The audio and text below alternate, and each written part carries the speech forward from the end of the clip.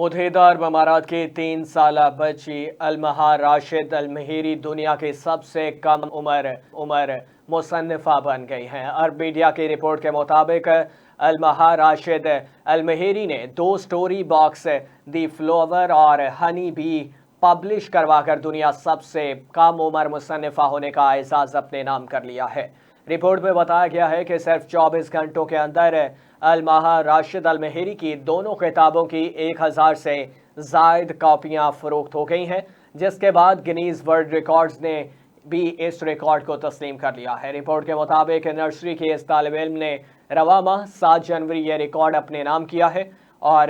المہا راشد المہری کو اپنی کہانیاں سنانے اور ڈرائنگ کرنے کے شوق کی وجہ سے یہ ریکارڈ اپنے نام کرنے میں مدد ملی، کیونکہ اس دوران اس نے اپنی ڈرائنگ کے ذریعے بچوں کے لیے تخلیقی کہانیاں لکھنے اور تیار کرنے کا طریقہ سکھایا۔